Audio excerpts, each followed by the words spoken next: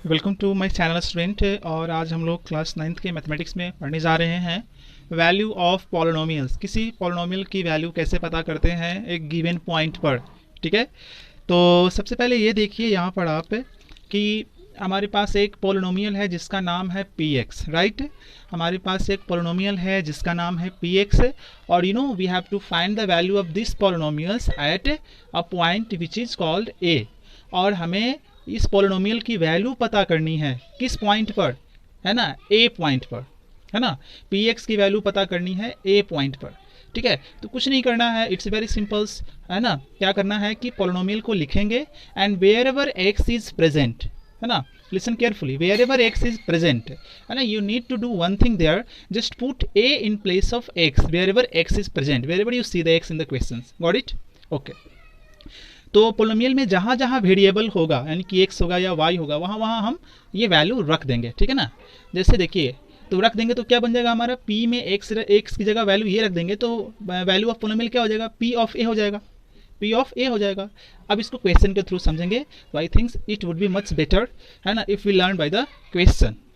हमारे पास एक पोलिनोमियल है ना, fx, है ना, जो दिया हुआ है x² प्लस 2x प्लस 3 और हमें इस पोलिनोमियल का वैल्यू पता करना है कितना पर, x की वैल्यू कितने पर, जब x 1 हो जाए, है ना, when x is equal to 1 तो what is the value of this polynomials, ये पूछ रहा है। जब x 1 हो तो इस पोलिनोमियल की वैल्यू क्या होगा, तो आप इस पोलिनोमियल को लिखेंगे, fx पोलिनोमियल का नाम है, तो fx equal to x² plus 2x plus 3 और हमें पोलिनोमियल का वैल्यू बताना है कब, जब x 1 हो जाए। तो x जहाँ जहाँ है वहाँ वहाँ आप 1 कर दोगे, तो x है तो 1, यहाँ भी x है तो 1, उस पर स्क्वायर है तो स्क्वायर, प्लस 2x का मतलब क्या होता है, 2x का मतलब होता है 2 इंटू x, तो 2 इंटू x मीन्स 1 प्लस 3, इस तरह से हो जाएगा। ठीक है, अब यहाँ है 1 के square, 1 into 1, so it is 1। ठीक है, प्लस 2 इंटू 1 कितना हो जाएगा 2 और यहाँ 3, तो ये हो गया 3 प्लस 2 6 प्लस 1 5।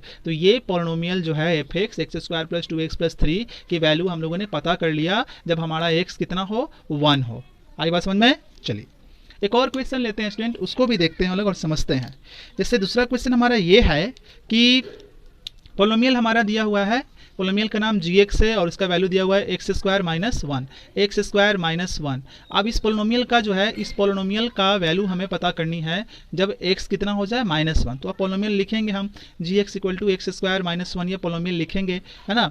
उसके बाद क्या करेंगे, g का g और x का वैल्यू कितना हो जाएगा, -1 हो जाएगा, x का वैल्यू -1 हो जाएगा। अब यहाँ भी x है तो -1 होगा, उस पर स्क्वायर है तो स्क्वायर चढ़ेगा, फिर -1 ये है तो -1। अब यहाँ देखो -1 का स्क्वायर है तो -1 इंटू -1, तो minus into minus plus 1 into 1 1, यानी कि प्लस 1, यानी कि ओनली 1 और ये फिर -1, तो ये कितना हो जाएगा स्टूडेंट, ये 0 हो जाएगा ना यहाँ पर आपका आंसर। तो यहाँ पर हमें 0 मिल जाएगा, यानी कि इस पोलिनोमियल की वैल्यू x इक्वल टू -1 पर 0 और इस पोलिनोमियल की वैल्यू x इक्वल टू 1 पर 6। सो स्टूडेंट अभी हम लोग पढ़ेंगे जीरो ऑफ ए पॉलिनोमियल, किसी पॉलिनोमियल का जीरो के बारे में सीखेंगे, किसी पॉलिनोमियल के जीरो के बारे में स्टडी करेंगे। ठीक है, तो आइए समझते हैं जीरो ऑफ ए पॉलिनोमियल क्या होता है। ठीक है ना, जीरो ऑफ ए पॉलिनोमियल क्या होता है। जीरो ऑफ ए पॉलिनोमियल या किसी बुक में लिखा रहेगा रूट ऑफ ए पॉलिनोमियल, है ना, रूट ऑफ ए पॉलिनोमियल्स, या कहीं कहीं लिख देगा आपको सॉल्यूशन ऑफ ए पॉलिनोमियल। तो या तो आप उसको रूट बोलो या उसको जीरो बोलो या उसको रूट बोलो, बात एक ही है। ठीक है, तो देखो यहाँ पर zero of a polynomial, root of a polynomial और सॉल्यूशन ऑफ ए पॉलिनोमियल क्या होता है। Let us understand this concept first. Okay, तो आप देखो the value of variable which makes the polynomial zero, variable की कौन सी वैल्यू जो है पॉलिनोमियल को जीरो बनाएगी, है ना। लिसन अगेन, वेरिएबल की कौन सी वैल्यू, यानी कि वेरिएबल मीन्स x या y या z, क्वेश्चन में जो दिया रहेगा वो, जैसे ये इस पॉलिनोमियल में देखो वेरिएबल x है तो x की वैल्यू क्या रखें, कितना होगा कि ये पूरा का पूरा जो है 0 हो जाए जब हम वो x का वैल्यू इसके अंदर इसमें डालें तब। ठीक है, बात समझना है, उसी को बोलते हैं जीरो या रूट या सॉल्यूशन। अब आइए एग्जाम्पल के थ्रू इसको समझते हैं।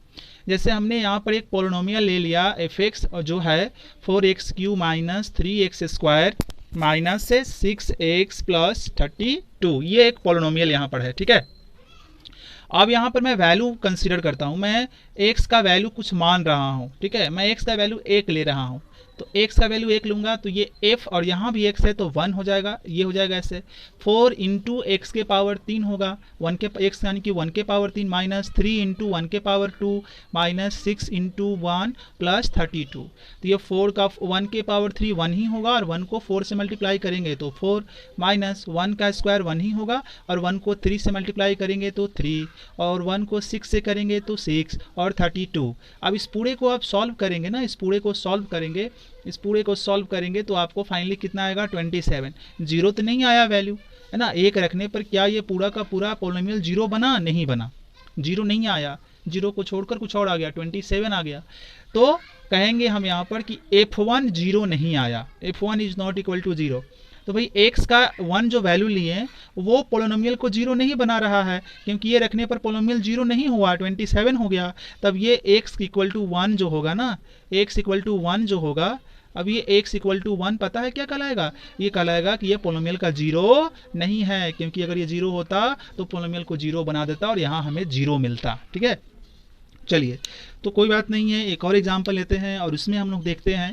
अभी x का वैल्यू -2 लेते हैं तो यहाँ हो जाएगा आपका f -2, 4 इंटू -2 के पावर 3 माइनस 3 इंटू -2 के पावर 2 माइनस 6 इंटू -2 प्लस 32। अब देखो ये सारे ऐसे लिखे हुए हैं, सभी x की जगह -2 हो जाएगा। ठीक है, सभी x की जगह -2 हो जाएगा। तो 4 का 4 इंटू -2 को जब आप 3 बार इंटू करोगे 3 टाइम्स तो -8 आ जाएगा। फिर -3 इंटू -2 को 2 टाइम करोगे तो 4 आ जाएगा। फिर ये देखो ये माइनस प्लस हो जाएगा और 6 2 12 और 32। इसको मल्टीप्लाई करोगे तो -32, ये -12, ये 12 और ये आपका 32। तो आप देखो यहाँ पर 12 प्लस में, यहाँ पर माइनस में कट गया, यहाँ पर 32 माइनस में, यहाँ 32 प्लस में, ये भी आपका कट के क्या आ गया? वैल्यू जीरो आ गया। तो हमने देखा क्या कि जब हम x की जगह -2 रखें तो वैल्यू क्या आया? हमारा जीरो आया। मतलब कि x का जब वैल्यू -2 रखते हैं तो पॉलिनोमियल बन जाता है जीरो। और डेफिनेशन के अनुसार तो यही है भाई कि वेरिएबल का कौन सी वैल्यू पॉलिनोमियल को जीरो बनाएगा वही उसका कहलाएगा रूट या जीरो या सॉल्यूशन। यानी कि x का -2 वैल्यू पॉलिनोमियल को जीरो बना दिया तो हम लिखेंगे कि x का जो वैल्यू -2 है वो पॉलिनोमियल का क्या है? वो पॉलिनोमियल का जीरो है। तो होप आपको समझ में आ गया होगा कि रूट या जीरो या सॉल्यूशन ऑफ पॉलिनोमियल क्या होता है। अभी हम लोग बात करेंगे कांस्टेंट पॉलिनोमियल की। कांस्टेंट पॉलिनोमियल क्या होता है आइए समझते हैं। तो कांस्टेंट पॉलिनोमियल में आप ध्यान दीजिएगा कि जैसे कोई पॉलिनोमियल जो आप लिख रहे हो f(x) इक्वल टू कांस्टेंट, नाम ही है कांस्टेंट पॉलिनोमियल मींस कांस्टेंट रहेगा, कोई x y z साथ में नहीं लगा रहेगा, उसको बोलेंगे कांस्टेंट पॉलिनोमियल। तो f(x) इक्वल टू 4 एक कांस्टेंट पॉलिनोमियल है, कोई वेरिएबल नहीं है, x y z कुछ भी नहीं है। फिर एक और हम लोग लेते हैं पॉलिनोमियल gx, पाई का वैल्यू तो पता है ना, पाई 22/7। तो ये भी कांस्टेंट पॉलिनोमियल है बिकॉज साथ में कोई भी वेरिएबल नहीं लगा हुआ है, तो इसको कांस्टेंट पॉलिनोमियल बोलते हैं। ठीक है, अभी फर्स्ट एग्जांपल को समझते हैं। तो आप फर्स्ट एग्जांपल को थोड़ा सा हम लोग देखते हैं। फर्स्ट एग्जांपल क्या है? f(x) equal to 4, f(x) equal to 4। अच्छा, क्या हम f(x) को लिख सकते हैं 4 इंटू 1? ये 4 है क्वेश्चन में, f(x) इक्वल टू 4, तो 4 को 4 इंटू 1 करेंगे यानी तो 4 इंटू 1 तो 4 ही रह जाएगा ना। यस, और आपने पढ़ रखा है कि किसी भी नंबर के पावर 0 करते हैं तो वैल्यू कितना आता है? वैल्यू आता है 1। बट याद रखिए 0 के पावर 0 करने पर वैल्यू 1 नहीं आता है, तो ये याद रखना, 0 को छोड़कर किसी भी नंबर के पावर 0 करोगे उसका वैल्यू कितना आएगा?